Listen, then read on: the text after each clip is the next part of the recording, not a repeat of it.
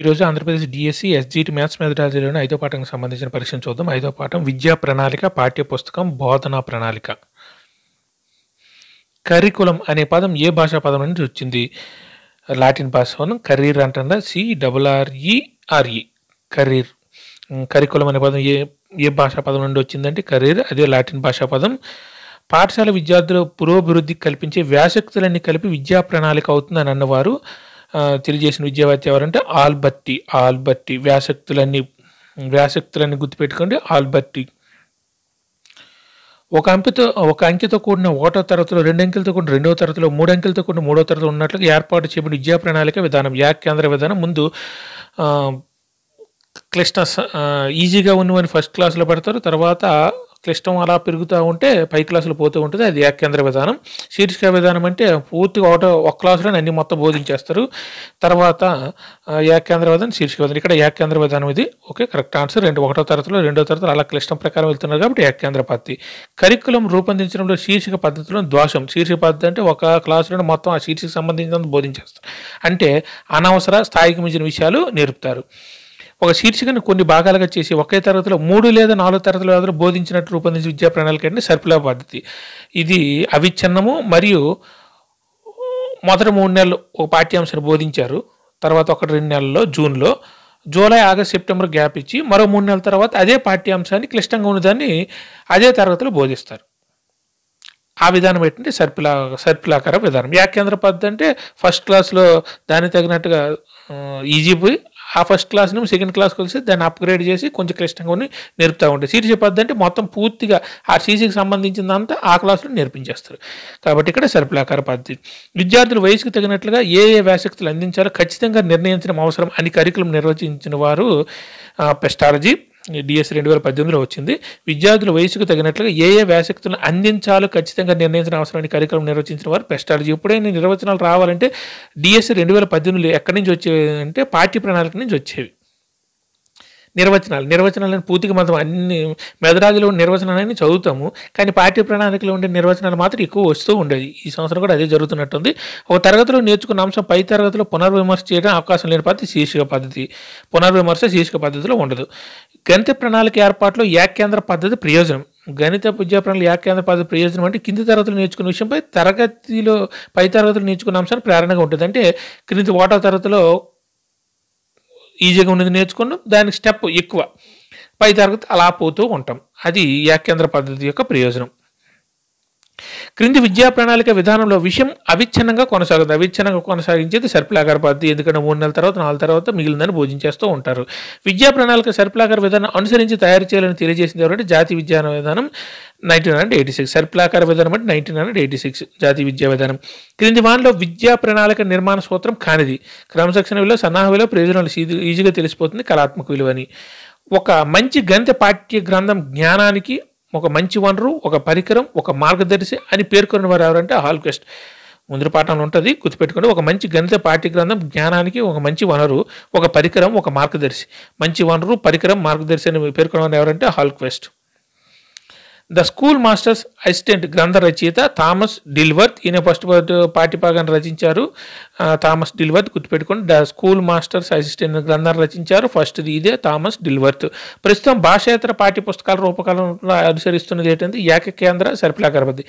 భాషేతర పాఠ్య పుస్తకాలు ప్రస్తుతం తరగతిలో ఉండే భాషేతర పాఠ్యపుస్తకాలు ఏ రూపంలో ఉన్నాయంటే వ్యాఖ్యాంధ్ర సర్పిలాకార పద్ధతి.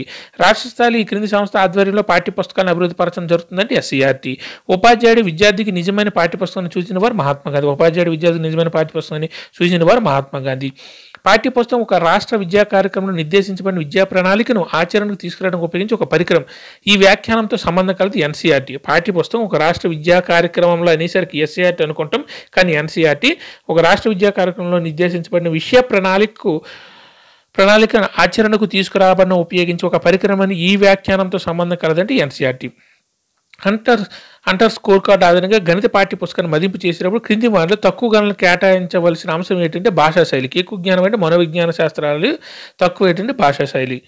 క్రింది వారిలో విద్యార్థులు జట్టు కృత్యంగా నిర్వహించాల్సిన పాఠ్య పుస్తక శీర్షిక. ఇవన్నిటి మీకు ఆన్సర్ తెలియదు అనుకోండి, జట్టు కృత్యంగా ఉండాలంటే ఇవి చేయండి, దాన్నేమో ఎక్కువ వచ్చేది తెలుసుకోవడానికి చేయండి ఉపయోగిస్తారు. ప్రయత్నించండి అంటే నాలెడ్జ్ పెంచుకోవడానికి. తర్వాత పునర్విమర్శ అంటే మనకి ఆయనకి అర్థమైందో లేదో పునర్విమర్శ. ఆలోచించండి, చర్చించండి అంటే చర్చించడానికి ఆలోచించడం వాళ్ళకంటే ఎక్కువ మంది ఉండాలి అంటే జట్టుకుచ్చింగా ఉంటుంది. కాబట్టి కరెక్ట్ ఆన్సర్ 2. క్రింది వాళ్ళ పాఠ్యపుస్తకం యొక్క భౌతిక లక్షణం చిత్రపటాలు పట్టికలు స్పష్టంగా ఉండాలి. మిగిలిన భౌతిక లక్షణాలు కాదు, ఎదురుగా కనబడవు. పాఠ్యపుస్తకంలో పునర్విమర్శ సోపాన ప్రధాన లక్ష్యం. పునర్విమర్శ అంటే రివిజన్. విద్యార్థి పాఠం అవగాహన అయింది లేనిది తెలుసుకోవడం. పునర్విమర్శ అంటే వాడికి అర్థమైంది లేని ఒక చిన్న ఎగ్జామ్ లాగా ఇచ్చి దాన్ని పునర్విమర్శ చేస్తారు కదా, అసలు అవగాహన అయిందా లేదో ఈజీగా రాయొచ్చు. క్రింది వాళ్ళని హెర్బర్ట్ పాఠ్యపుస్తకంలో సోపానం కాంతి ఒల్లివేయడం. ఈ హెర్బర్ట్ పాఠ్యపుస్తకంలో ఉండేవి 6, అందులో ఒల్లివేయడం అనేది లేదు. ఈ సోపానంలో ఉండేవి ఏంటంటే ఫస్ట్ది ఏమో సన్నాహం ఉంటుంది, తర్వాత విషయ విశదీకరణం లేదా విస్తరణ వివరించడం అవన్నీ ఉంటాయి. సన్నాహం, విషయ విశదీకరణ వివరించడం అంటారు. 3వది సంసర్గం. ఈ క్వశ్చన్ చాలాసార్లు వచ్చింది. 3వది ఏంటంటే సంసర్గం. దాని తర్వాత సంస్కరణ, తర్వాత సాధారణీకరణ, తర్వాత అన్వయం, లాస్ట్ది పునర్విమర్శ. లాస్ట్లో పునర్విమర్శ. ఫస్ట్ది సన్నాహం. హెర్బర్ట్ నమూనాలో ఇది విషయ సమర్పణకు ప్రాధాన్యత, అంటే విషయాన్ని అందించడానికి ప్రాధాన్యతనిస్తుంది. ఏది హెర్బర్ట్. అదే మోరిసెస్ అంటే యూనిట్కి ప్రాధాన్యత ఇస్తుంది, యూనిట్ నైపుణ్యం. తర్వాత బ్లూమ్స్ ఇంకోటి ఉంటుంది. ఆ బ్లూమ్స్ అనేది మూల్యాంకన విధానం. బ్లూమ్స్ అంటే లాస్ట్లో బ్లూమ్స్ జ్ఞానం, అవగాహన, వినియోగం, సంశ్లేషణ, విశ్లేషణ, మూల్యాంకనం అంటాం కదా, అది బ్లూమ్స్కి సంబంధించిన మూల్యాంకాధార నమూనా అంటారు దాన్ని కూడా బ్లూమ్స్ది. కానీ హెర్బర్ట్ అనేది ఫస్ట్ సన్నాహం ఉంటుంది, తర్వాత విషయ విశదీకరణ ఉంటుంది, తర్వాత 3వ సంసర్గం ఎలా గుర్తుపెట్టుకుంటారు. సంస్కరణ, తర్వాత సాధారణీకరణ, తర్వాత అన్వయం, లాస్ట్గా పునర్విమర్శ. ఓకేనా. విద్యార్థి పొందిన భావనల స్థిరీకరణ పరీక్షించడానికి ఉద్దేశించిన పాఠ్యపుస్తక శీర్షిక ప్రయత్నించండి. భావాల స్థిరీకరణ అంటే వాడికి అర్థమైందో లేదని స్థిరం చేయడానికి ప్రయత్నించండి అని ఉంటుంది. ఈ క్రింది వాటిలో వార్షిక ప్రణాళిక తయారీకి సంబంధించిన అంశం. వార్షిక ప్రణాళిక తయారీకి బోధన వ్యూహాలు వార్షిక ప్రణాళికలు ఉండవు, మిగిలినవన్నీ ఉంటాయి. బోధన, ప్రదర్శన, సాంశీకరణ, వ్యవస్థీకరణ, ఒల్లివేయడం అనేవి సోపానాల గల పాఠ్య పథక నమూనా. ఇది మోరిసెస్ నమూనా, ఇది యూనిట్ నమూనా, మోరిసెస్ నమూనా. అందులో మొదట స్వాదన ఉంటుంది, తర్వాత ప్రదర్శన ఉంటుంది, తర్వాత సాంశీకరణ, వ్యవస్థీకరణ, ఒల్లివేయడం. ఇవన్నీ సోపానాల కలది ఏంటంటే మోరిసెస్ నమూనా, అది యూనిట్ నమూనా. మూల్యాంకనాధార పాఠ్య పథకం. మూల్యాంకనం అనేసరికి పాఠ్యపథకం అనేసరికి ఎవరు వస్తారు? బ్లూమ్స్ జ్ఞానం, అవగాహన, వినియోగం, సంశ్లేషణ, విశ్లేషణ, మూల్యాంకనం అంటే కదా బ్లూమ్స్. లాస్ట్లో మూల్యాంకనం ఉంది చూసారా. క్రింది వాటిలో RCEM నమూనాలో సోపానం కానిది ఈ సాధారణీకరణం. ఈ సాధారణీకరణము ఎందులోకి వస్తుందంటే ఆల్రెడీ మనం హెర్బర్ట్ సోపానాలు నేర్చుకున్నాం కదా, సంస్కరణ తర్వాత సాధారణీకరణ వస్తుందని. ఏది కాదంటే RCEMలో లేదు, అది అందులో ఉందంటే ఇందులో లేదు సాధారణీకరణం. ఓకే. జాతీయ స్థాయి విద్యా ప్రణాళిక రూపొందించిన సంస్థ NCERT. కరేర్ CRRE సింగిల్ RE అను పదమునకు అర్థము పందెపు బాట. కరేరే CRRE సింగిల్ RE అను పదమునకు అర్థం ఏంటంటే పందెపు బాట. ఓ తరగతికి చెందిన పాఠ్య ప్రణాళికలో ఓ సామాన్య ధర్మం కలిగిన శీర్షికల సమూహం యూనిట్. ఓ తరగతికి చెందిన పాఠ్య ప్రణాళిక సామాన్య ధర్మం అనేసరికి యూనిట్. గత DSE టెట్లో ఇచ్చిన కొన్ని ప్రశ్నలు. మంచి గణిత పుస్తకానికి ఉండవలసిన ముఖ్యమైన ఆధార గుణం. ఇలాంటి క్వశ్చన్లు ఆన్సర్ ఈజీగా రాయొచ్చు. పాఠ్య విషయ కఠినత్వ క్రమంలో సమర్పించిన. ఓకేనా. పాఠ్యపథక రచనకు సంబంధించి హెర్బర్ట్ సోపానాలు సాధారణీకరణ సోపానాలు ముందుంది. సాధారణీకరణ ముందున్నది ఏంటంటే సంసర్గం. పాఠ్యపథక తయారీలో యూనిట్ ఉపగణం ప్రవేశపెట్టిన వాడు యూనిట్ నమూనా లేదా మోరిసెస్ నమూనా అని చెప్పుకున్నాం కదా ఆల్రెడీ. యూనిట్ ఉపగణం లేదా మోరిసెస్ నమూనా. పాఠ్యపుస్తక మూల్యాంకనం చేసే హంటర్ గణన కార్డులో ఎక్కువ భారతం ఇవ్వబడిన అంశం. ఎక్కువ భారతం మౌలిక విజ్ఞాన ఆధారాలు. ఇది ఓకే. Correct answer 1. పిల్లవాని అవసరాలు ఆసక్తులు దృష్టిలో పెట్టుకొని విద్యా ప్రణాళిక నిర్వహించే విధానం. మనోవైజ్ఞానిక విధానం. విద్యార్థి అవసరాలు ఆసక్తులు అనేసరికి మన సైకాలజీకి పోవాలి. మనోవైజ్ఞానిక విధానం. గణిత శాస్త్ర విద్యా ప్రణాళిక అభివృద్ధికి సిలబస్లో ఉపయోగకరంగా లేని పురాతన భావనలపై ఆధారపడే అంశాలను తొలగించాలి అవసరం లేనివన్నీ. అంటే పాత తొలగించాలని ఎవరంటే NP 86 జాతీయ విద్యా విధానం 1986. వృత్తిపరమైన కార్యక్రమాలు మరియు జాతీయ కార్యక్రమం నిర్వహించడం. ఇది వ్యాసక్తి. విద్యాపరమైన నిర్వహణ సూత్రం. ఇది వ్యాసక్తి సూత్రం. మనం వ్యాసక్తి తగ్గట్టుగా నిర్వహిస్తాం. క్రింది వాటిలో శీర్షిక పద్ధతి యొక్క లక్షణం కానిది. శీర్షిక పద్ధతి సమజ్ఞానం ఇస్తుంది, ఏకాగ్రతను పెంచుతుంది, తార్కిక శిశుకేంద్రిత పద్ధతి. ఓకే. లక్ష్యాలు, అభ్యసన అనుభవాలు మరియు మూల్యాంకనం వీటి సహసంబంధంతో పాఠ్య ప్రణాళిక ప్రవేశపెట్టిన వారు.